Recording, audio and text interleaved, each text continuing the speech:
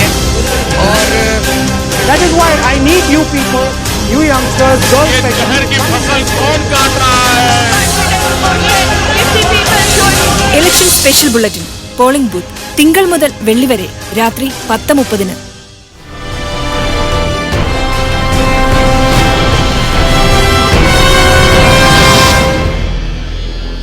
അവസാനഘട്ട വോട്ടെടുപ്പ് പൂർത്തിയായി. ബി.ജെ.പി. അധികാരത്തിലെത്തുമെന്ന് എക്സിറ്റ് പോൾ ഫലങ്ങൾ.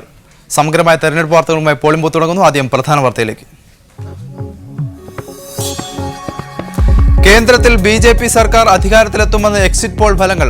യു.പിയിലും ബീഹാറിലും ബി.ജെ.പി. വൻ മുന്നേറ്റം നടത്തും. ബംഗാളിൽ ഇടതുപക്ഷം നില മെച്ചപ്പെടുത്തുമെന്നും ടൈംസ് നൗ. കേരളത്തിൽ 9 സീറ്റ് യു.ഡി.എഫിനും 11 സീറ്റ് എൽ.ഡി.എഫിനുമെന്ന് എൻ.ഡി.ടി.വി. 16ാം ലോക്സഭയിലേക്കുള്ള വോട്ടെടുപ്പ് അവസാനിച്ചു. അവസാനഘട്ടത്തിലും മികച്ച പോളിംഗ്. വോട്ടെണ്ണൽ വെള്ളിയാഴ്ച. ആന്ധ്രാപ്രദേശിലെ തദ്ദേശ സ്വയംഭരണ സ്ഥാപനങ്ങളിലേക്ക് നടന്ന തെരഞ്ഞെടുപ്പിൽ കോൺഗ്രസിനും ടി.ഡി.പിക്കും മുന്നേറ്റം. സീമാന്ധ്രയിൽ കോൺഗ്രസിന് കനത്ത തിരിച്ചടി. തെലങ്കാനയിൽ മികച്ച മുന്നേറ്റം.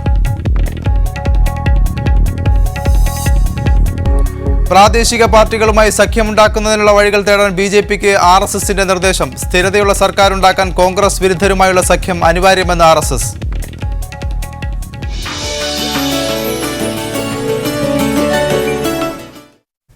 വാർത്തകൾ വിശദമായി. ലോക്സഭാ തെരഞ്ഞെടുപ്പിന്റെ അവസാനഘട്ട വോട്ടെടുപ്പിൽ പശ്ചിമ ബംഗാളിലും ബീഹാറിലും ഉത്തർപ്രദേശിലും റെക്കോർഡ് പോളിംഗ്. 17 സീറ്റുകളിൽ വോട്ടെടുപ്പ് നടന്ന പശ്ചിമ ബംഗാളിൽ 80% പോളിംഗ് നടന്നു. 18 സീറ്റുകളിൽ വോട്ടെടുപ്പ് നടന്ന ഉത്തർപ്രദേശിൽ 58%, 6 സീറ്റുകളിൽ വോട്ടെടുപ്പ് നടന്ന ബീഹാറിൽ 57% പോളിംഗ് രേഖപ്പെടുത്തി. വാരണാസി മണ്ഡലത്തിൽ 58% പേർ വോട്ട് ചെയ്തു. ബി.ജെ.പി. പ്രധാനമന്ത്രി സ്ഥാനാർത്ഥി നരേന്ദ്രമോദി, ആം ആദ്മി പാർട്ടി നേതാവ് അരവിന്ദ് കെജ്രിവാൾ, കോൺഗ്രസ് സ്ഥാനാർത്ഥി അജയ് റായ് എന്നിവർ മത്സരിക്കുന്ന വാരണാസിയിൽ കഴിഞ്ഞ തവണത്തെ അപേക്ഷിച്ച് മികച്ച പോളിംഗാണ് നടന്നത്. കോൺഗ്രസ് സ്ഥാനാർത്ഥി അജയ് റായ് കൈപ്പത്തി ചിഹ്നം ധരിച്ച കുർത്തയണിഞ്ഞ് വോട്ട് ചെയ്യാനെത്തിയത് വിവാദമായി. ബി.ജെ.പിയും ആം ആദ്മി പാർട്ടിയും ഇതിൽ പ്രതിഷേധമുയർത്തി. अजय राय जी ने अपने कुर्ते पे डिस्प्ले किया था, उसमें मतदान वो करने के समय वहां पे अंदर गए या तो इस संबंध में जो है वहां पे डिस्ट्रिक्ट मजिस्ट्रेट को उसको जांच करने के आदेश भी दिए गए. जो वहां पे जो केंद्रीय पर्यवेक्षक हैं वो भी इसकी फुटेज उन्होंने मंगाया है, उसको वो देख रहे हैं. ബി.ജെ.പി. പരാതി നൽകിയതിനെ തുടർന്ന് സംഭവത്തിൽ പരാതി ഫയൽ ചെയ്യാൻ തെരഞ്ഞെടുപ്പ് കമ്മീഷൻ റിട്ടേണിംഗ് ഓഫീസർക്ക് നിർദ്ദേശം നൽകി. ജനപ്രാതിനിധ്യ നിയമം 126, 130 ചട്ടങ്ങളനുസരിച്ച് അജയ് റായ്ക്കെതിരെ എഫ്ഐആർ ഫയൽ ചെയ്തു. പശ്ചിമബംഗാളിൽ 17 സീറ്റുകളിലും മികച്ച പോളിംഗ് തന്നെ നടന്നു. ഉത്തർപ്രദേശിലെ 18 സീറ്റുകളിലും ബീഹാറിലെ 6 സീറ്റുകളിലും ശരാശരി നിലവാരത്തിലായിരുന്നു ഉച്ച കഴിയുന്നതുവരെ പോളിംഗ്. പശ്ചിമബംഗാളിൽ 24 നോർത്ത് ഫർഗാന മേഖലയിൽ CPM തൃണമൂൽ കോൺഗ്രസ് സംഘർഷമുണ്ടായി. ഏതാനും പേർക്ക് വെടിവെപ്പിൽ പരിക്കേറ്റിട്ടുണ്ട്. വോട്ട് ചെയ്യാൻ പോയവർക്ക് നേരെ തൃണമൂൽ കോൺഗ്രസ് പ്രവർത്തകർ വെടിവെക്കുകയായിരുന്നുവെന്ന് CPM ആരോപിച്ചു. CPM ആണ് ആക്രമണം നടത്തിയതെന്ന് തൃണമൂൽ കോൺഗ്രസും ആരോപിച്ചു. വാരണാസിയിലെ തെരഞ്ഞെടുപ്പ് ചട്ടലംഘന ആരോപണവും നോർത്ത് ഫർഗാനയിലെ അക്രമ സംഭവവും ഒഴിച്ചു നിർത്തിയാൽ പോളിംഗ് പൊതുവെ സമാധാനപരമായിരുന്നു. മീഡിയ 1, ഡൽഹി. തെരഞ്ഞെടുപ്പ് ദിവസമായ ഇന്ന് വോട്ടഭ്യർത്ഥിച്ചുകൊണ്ടുള്ള മോദിയുടെ വീഡിയോയ്ക്കെതിരെ കോൺഗ്രസ് തെരഞ്ഞെടുപ്പ് കമ്മീഷനെ സമീപിച്ചു. തെരഞ്ഞെടുപ്പ് ചട്ടങ്ങൾ തെറ്റിച്ചുകൊണ്ടാണ് മോദി വീഡിയോ ദൃശ്യങ്ങൾ പ്രചരിപ്പിച്ചതെന്നാണ് പരാതി. 7 മിനിറ്റ് നീണ്ടു നിൽക്കുന്ന ദൃശ്യങ്ങളാണ് മോദി പുറത്തുവിട്ടത്. നിങ്ങൾ ആരെയും പരാജയപ്പെടുത്താനോ ജയിപ്പിക്കാനോ വേണ്ടി വോട്ട് ചെയ്യേണ്ടെന്നും ഭാരതത്തിന്റെ അഭിവൃദ്ധിക്ക് വേണ്ടി വോട്ട് ചെയ്യണമെന്നും മോദി ആവശ്യപ്പെട്ടു. വാരണാസിയിൽ വിജയം ഉറപ്പാണെന്ന് ആം ആദ്മി പാർട്ടി നേതാവ് അരവിന്ദ് കെജ്രിവാൾ. വാരണാസിയിൽ യഥാർത്ഥ പോരാട്ടം താനും നരേന്ദ്രമോദിയും തമ്മിലാണ്. മോദി 2ാം സ്ഥാനത്തെത്തും. മണ്ഡലത്തിൽ ത്രികോണ മത്സരമല്ല. കോൺഗ്രസ് സ്ഥാനാർത്ഥി അജയ് റായ് ചിത്രത്തിലേ ഇല്ലെന്നും കെജ്രിവാൾ പറഞ്ഞു. भ्रष्टाचार और महंगाई से चुनौती है. यहाँ त्रिकोणीय मुकाबला है या किससे मुकाबला है आपका? नहीं, त्रिकोणीय तो कहाँ है जी. अब अजय राय जी तो कहीं है ही नहीं. तो आप किसको मानते हैं नंबर 1? मुझे लगता है कि सीधे सीधे नरेंद्र मोदी जी से है. और अब जो पिछले 3 दिन से माहौल बदला है, अब तो सारे लोग कह रहे हैं कि नरेंद्र मोदी जी हार रहे हैं. मैं भी जा रहा हूँ. मुस्लिम समाज पर अब देखिए, कुछ मैं बोल दूंगा फिर आप लोग कहेंगे गड़बड़ बोल दिया. വോട്ടർ പട്ടികയിൽ പേരില്ലാത്തതിനെ തുടർന്ന് വാരണാസി മണ്ഡലത്തിൽ വോട്ടർമാരുടെ പ്രതിഷേധം. പോളിംഗ് ബൂത്തിലെത്തിയപ്പോഴാണ് പലരും പട്ടികയിൽ പേര് വെട്ടിമാറ്റിയ വിവരം അറിയുന്നത്. മുസ്ലിം വോട്ടർമാരുടെ പേര് തെരഞ്ഞുപിടിച്ച് നീക്കം ചെയ്തതായാണ് ആരോപണം. ബി.ജെ.പിയുടെ പ്രധാനമന്ത്രി സ്ഥാനാർത്ഥി നരേന്ദ്രമോദി കടുത്ത മത്സരം നേരിടുന്ന മണ്ഡലമാണ് വാരണാസി.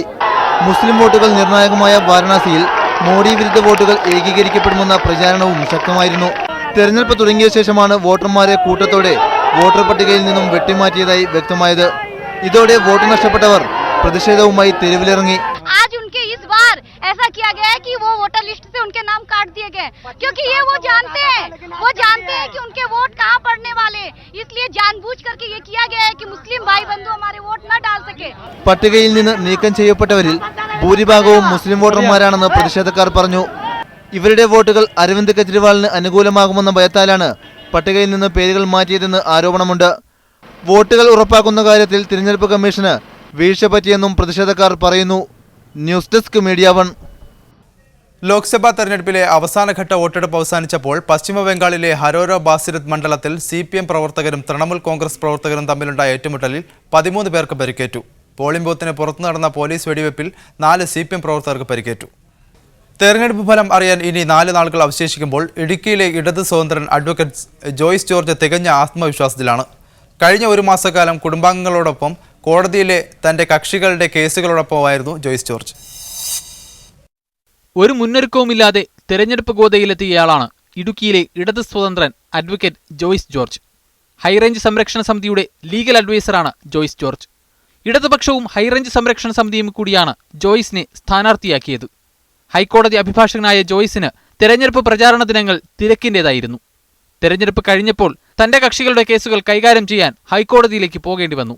വിജയപ്രതീക്ഷയെക്കുറിച്ച് ചോദ്യത്തിനൊക്കെ തെരഞ്ഞെടുപ്പ് സ്ഥാനാർത്ഥിത്വം പ്രഖ്യാപിച്ച അന്ന് മുതൽ വോട്ടെണ്ണലിന് ഏതാനും ദിവസങ്ങൾ അവശേഷിക്കുന്ന ഈ സമയം വരെയുള്ള നിലപാട് ഒന്ന് തന്നെയാണ്. ഈ തെരഞ്ഞെടുപ്പ് ഈ നിയോജക മണ്ഡലത്തിലെ ആളുകളുടെ അതിജീവനവുമായി ബന്ധപ്പെട്ടുള്ള ഒരു ചോദ്യമാണ് ഈ തെരഞ്ഞെടുപ്പ് ഉത്തരം തരുന്നത്. അപ്പോൾ ഈ മണ്ണിൽ അന്തസ്സോടുകൂടി ആത്മാഭിമാനത്തോടുകൂടി ജീവിക്കണമെന്നാണ് ഈ ജനത തീരുമാനിക്കുന്നതെങ്കിൽ ജയിക്കുക ഈ നിയോജക മണ്ഡലത്തിലെ ആളുകളാണ്. അപ്പോൾ സ്വാഭാവികമായി അതിൻ്റെ പ്രതീകമായി മത്സരിച്ച സ്ഥാനാർത്ഥി എന്ന നിലയിൽ ഞാൻ ജയിക്കും എന്ന് തന്നെയാണ് പറഞ്ഞിട്ടുള്ളത്. തികഞ്ഞ വിജയപ്രതീക്ഷയാണ് തനിക്കുള്ളത് എന്ന് പറയുമ്പോഴും എതിരാളികളുടെ ശക്തി കുറച്ചു കാണുന്നില്ല ഇദ്ദേഹം. കസ്തൂരിരംഗൻ റിപ്പോർട്ട് മുഖ്യ തെരഞ്ഞെടുപ്പ് വിഷയമായിരുന്ന ഇടുക്കിയിൽ ഹൈറേഞ്ച് സംരക്ഷണ സമിതിക്ക് വേണ്ടി കേസ് നടത്തിയ അഭിഭാഷകൻ തന്നെ മത്സരിച്ചപ്പോൾ വിജയത്തിൽ കുറഞ്ഞതൊന്നും അണികളും പ്രതീക്ഷിക്കുന്നില്ല. ബിജു തറയിൽ, മീഡിയ 1, ഇടുക്കി. പശ്ചിമബംഗാളിൽ CPMന്റെ മുൻ MP ഇത്തവണ പ്രചാരണം നടത്തിയത് തൃണമൂൽ കോൺഗ്രസിന്. നന്ദിഗ്രാം കൂട്ടക്കൊലയുടെ ആസൂത്രകനെന്ന് ആരോപിക്കപ്പെടുന്ന ലക്ഷ്മൺ സേത്താണ് ഇത്തവണത്തെ തെരഞ്ഞെടുപ്പിൽ തൃണമൂൽ കൂടാരത്തിലെത്തിയത്. എന്നാൽ ലക്ഷ്മൺ സേത്തിന്റെ വരവ് തൃണമൂൽ ക്യാമ്പിൽ വലിയ ഭിന്നിപ്പിനാണ് വഴിയൊരുക്കിയിരിക്കുന്നത്. നന്ദിഗ്രാം കൂട്ടക്കൊലയുടെ ആസൂത്രകനായി ആരോപിക്കപ്പെടുന്ന മുൻ MP ലക്ഷ്മൺ സേത്തിനെ CPM പിന്നീട് പുറത്താക്കിയിരുന്നു.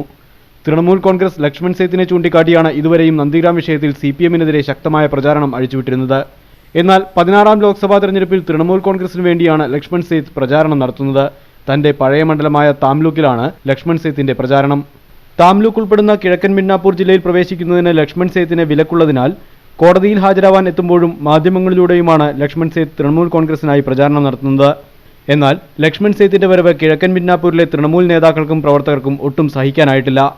താംലൂക്കിലെ തൃണമൂൽ സ്ഥാനാർത്ഥി ശുഭേന്ദു അധികാരിയുടെ പിതാവും കിഴക്കൻ മിഡ്നാപൂർ തൃണമൂൽ അധ്യക്ഷനുമായ ശിശിർ അധികാരി പറയുന്നത് തൃണമൂലിന് വേണ്ടി സംസാരിക്കാൻ ലക്ഷ്മൺ സേത്തിന് അധികാരം നൽകിയത് ആരാണെന്ന് കൊൽക്കത്തയിലിരിക്കുന്ന നേതാക്കളോട് പോയി ചോദിക്കാനാണ്. മറ്റൊരു നേതാവായ മാമൂദ് ഹുസൈൻ പറയുന്നത് സേത്തിനെ സഹിക്കാൻ വിഷമമായതിനാൽ അവഗണിക്കാനാണ് തങ്ങളുടെ തീരുമാനം എന്നാണ്. തൃണമൂലുമായി ഇപ്പോൾ അടുക്കാൻ ശ്രമിക്കുന്ന സേത്ത് നന്ദിഗ്രാം കൂട്ടക്കൊലയുടെ ആസൂത്രകനാണെന്നും ജനങ്ങൾ ഏറ്റവും കൂടുതൽ വെറുക്കുന്ന ആളാണെന്നും മാമൂദ് ഹുസൈൻ ഓർമ്മപ്പെടുത്തുന്നു. തൃണമൂൽ നേതൃത്വവും ലക്ഷ്മൺ സേത്തും ഒരു അച്ചുതണ്ടായി പ്രവർത്തിക്കുകയാണെന്ന് ഇപ്പോൾ വ്യക്തമായിരിക്കുകയാണെന്ന ആരോപണവുമായി CPMും രംഗത്ത് വന്നിട്ടുണ്ട്. രാഷ്ട്രീയ അഭയകേന്ദ്രം കണ്ടെത്തിയ ലക്ഷ്മൺ സേത്ത് തന്റെ സമ്പത്തിന്റെ ഒരു ഭാഗം സംരക്ഷകരായ തൃണമൂൽ നേതാക്കൾക്ക് നൽകിയെന്നും CPM ആരോപിക്കുന്നു. മീഡിയ 1, ഡൽഹി. ആന്ധ്രാപ്രദേശിലെ നഗരസഭാ തെരഞ്ഞെടുപ്പിൽ കോൺഗ്രസിനും TDPക്കും മുന്നേറ്റം. തെലങ്കാനയിൽ വൻ കുതിപ്പ് നടത്തിയ കോൺഗ്രസിന് സീമാന്ധ്രയിൽ കനത്ത തിരിച്ചടി നേരിട്ടു. സീമാന്ധ്രയിൽ തെലുങ്കുദേശം പാർട്ടിക്കാണ് ആധിപത്യം. തെലങ്കാനയിൽ ഫലം പ്രഖ്യാപിച്ച 2 കോർപ്പറേഷനുകളിലും 9 നഗരസഭകളിലും കോൺഗ്രസ് ഭരണം നേടി. സീമാന്ധ്രയിൽ 36 നഗരസഭകളിൽ TDP ഭരണം പിടിച്ചു. ഇവിടെ 2ാം സ്ഥാനത്ത് YSR കോൺഗ്രസ് ആണ്. കഴിഞ്ഞ മാർച്ച് 30-നാണ് ഇവിടെ തെരഞ്ഞെടുപ്പ് നടന്നത്. സർക്കാരുണ്ടാക്കാൻ പ്രാദേശിക പാർട്ടികളുമായി സഖ്യമുണ്ടാക്കുന്നതിനുള്ള വഴികൾ തേടാൻ BJPക്ക് RSSന് നിർദ്ദേശം നൽകി. RSS മേധാവി മോഹൻ ഭാഗവതുമായി നരേന്ദ്രമോദിയും രാജ്നാഥ് സിംഗും നടത്തിയ കൂടിക്കാഴ്ചയ്ക്ക് തൊട്ടു പിന്നാലെയാണ് പുതിയ നിർദ്ദേശം. ഒറ്റയ്ക്ക് ഭരിക്കാനുള്ള ഭൂരിപക്ഷം ലഭിക്കുമെന്ന് BJP ആത്മവിശ്വാസം പ്രകടിപ്പിക്കുന്നതിനിടെയാണ് ആശങ്കയുമായി RSS നേതൃത്വം രംഗത്തെത്തിയിരിക്കുന്നത്. സ്ഥിരതയുള്ള സർക്കാർ ഉണ്ടാക്കാൻ കോൺഗ്രസ് വിരുദ്ധരുമായുള്ള സഖ്യം അനിവാര്യമാണെന്നാണ് RSS നിലപാട്. ഇതിനായി പ്രാദേശിക കക്ഷികളെ കണ്ടെത്താനും ചർച്ചകൾ നടത്താനും നേതാക്കളെ നിശ്ചയിക്കുവാനുമാണ് RSS നേതൃത്വം ആവശ്യപ്പെട്ടിരിക്കുന്നത്. ഡൽഹിയിലെ RSS ആസ്ഥാനത്തെത്തിയ BJP ദേശീയ അധ്യക്ഷൻ രാജ്നാഥ് സിംഗിനോട് ഇക്കാര്യത്തിൽ തങ്ങളുടെ നിലപാട് RSS വ്യക്തമാക്കി. കഴിഞ്ഞ ദിവസം RSS തലവൻ മോഹൻ ഭാഗവതുമായി നരേന്ദ്രമോദി കൂടിക്കാഴ്ച നടത്തിയതിന് തൊട്ടു പിന്നാലെയാണ് പ്രാദേശിക സഖ്യകക്ഷികളെ തേടാൻ RSSന്റെ നിർദ്ദേശം. തെരഞ്ഞെടുപ്പിന് ശേഷമുള്ള തന്ത്രങ്ങൾ മെനയുന്നതിന് പ്രത്യേക സംഘത്തെ രൂപീകരിക്കുവാനും RSS ആവശ്യപ്പെട്ടു. എന്നാൽ ആരെയൊക്കെ മന്ത്രിസഭയിൽ ഉൾപ്പെടുത്തണമെന്നത് ഇപ്പോൾ ചർച്ച ചെയ്യേണ്ടെന്നുമാണ് RSSന്റെ നിലപാട്. അതിനിടെ നരേന്ദ്രമോദിയെ RSS റിമോട്ട് കൺട്രോളിലൂടെ നിയന്ത്രിക്കുകയാണെന്ന് കോൺഗ്രസ് പരിഹസിച്ചു. RSSന്റെ തീവ്ര ഹിന്ദുത്വ അജണ്ട നടപ്പിലാക്കാനുള്ള ശ്രമത്തിന്റെ ഭാഗമായാണ് പുതിയ നിർദ്ദേശമെന്നും കോൺഗ്രസ് ആരോപിച്ചു. News desk media 1. മതേതര വിശ്വാസികളായ ഇന്ത്യൻ ജനതയിൽ കോൺഗ്രസിന് വിശ്വാസമെന്ന് AICC general secretary Digvijay Singh. ആരെ പിന്തുണയ്ക്കുമെന്ന കാര്യം തെരഞ്ഞെടുപ്പ് ഫലം വന്നതിനു ശേഷം തീരുമാനിക്കും. കോൺഗ്രസ് പിന്തുണയോടെ അധികാരത്തിലെത്തിയ ന്യൂനപക്ഷ സർക്കാരുകൾ വിജയിച്ചിട്ടില്ലെന്നും സർവേകൾ തെറ്റിയ ചരിത്രമാണുള്ളതെന്നും ദിഗ്വിജയ് സിംഗ് കോഴിക്കോട് പറഞ്ഞു. The Congress party will take a view once the results are out that more than 70% of the people in this country would like a secular government. BJP പ്രധാനമന്ത്രി സ്ഥാനാർത്ഥി നരേന്ദ്രമോദി ഗുജറാത്തിലെ പാർട്ടി MLA-മാരുടെ യോഗം വിളിച്ചു. മുഖ്യമന്ത്രി പദം ഒഴിയുന്നതിന് മുന്നോടിയായാണ് മോദി MLA-മാരെ കാണുന്നതെന്നാണ് സൂചന. നാളെ വൈകിട്ട് ഗാന്ധിനഗറിലാണ് യോഗം.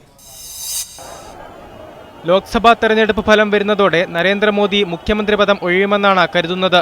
തന്റെ പിൻഗാമിയെ തീരുമാനിക്കുന്നതിനുള്ള നടപടികൾ തുടങ്ങുന്നതിന്റെ ഭാഗമായാണ് MLA-മാരുടെ യോഗം വിളിച്ചതെന്നാണ് സൂചന. എന്നാൽ യോഗം വിളിച്ചതിന് മറ്റു വ്യാഖ്യാനങ്ങൾ നൽകേണ്ടെന്നും എല്ലാ ചൊവ്വാഴ്ചയും മോദി MLA-മാരെ കാണാറുണ്ടെന്നുമാണ് BJPയുടെ വിശദീകരണം. ഗുജറാത്തിൽ ലോക്സഭാ മണ്ഡലങ്ങളിൽ പാർട്ടിയുടെ പ്രകടനം വിലയിരുത്തലും യോഗത്തിന്റെ അജണ്ടയാണെന്നാണ് BJP നേതാക്കൾ പറയുന്നത്. 4 തവണ ഗുജറാത്ത് മുഖ്യമന്ത്രി പദത്തിലെത്തിയ നരേന്ദ്രമോദി ഇതാദ്യമായാണ് ലോക്സഭയിലേക്ക് മത്സരിച്ചത്. തെരഞ്ഞെടുപ്പിൽ വഡോദരയിൽ നിന്നും വാരണാസിയിൽ നിന്നും മോദി ജനവിധി തേടിയിരുന്നു. മോദിയുടെ പകരക്കാരായി പല പേരുകളാണ് പറഞ്ഞു കേൾക്കുന്നത്. റവന്യൂ മന്ത്രി ആനന്ദ്ബെൻ പട്ടേൽ, വ്യവസായ മന്ത്രി സൗരഭ് പട്ടേൽ എന്നിവർക്ക് കൂടുതൽ സാധ്യത കൽപ്പിക്കപ്പെടുന്നു. BJP സംസ്ഥാന സെക്രട്ടറി ബിഗു ദൽസാനിയുടെ പേരും പട്ടികയിലുണ്ട്. News desk media 1. കരസേനാ മേധാവി പദവിയിലേക്ക് ലഫ്റ്റനന്റ് ജനറൽ ദൽബീർ സിംഗ് സുഹാഗിനെ കേന്ദ്ര പ്രതിരോധ മന്ത്രാലയം ശുപാർശ ചെയ്തു. പുതിയ കരസേനാ മേധാവിയെ നിയമിക്കാൻ കേന്ദ്ര സർക്കാരിന് തെരഞ്ഞെടുപ്പ് കമ്മീഷൻ അനുമതി നൽകിയിരുന്നു. ഇതേ തുടർന്നാണ് പ്രതിരോധ മന്ത്രാലയത്തിന്റെ നടപടി.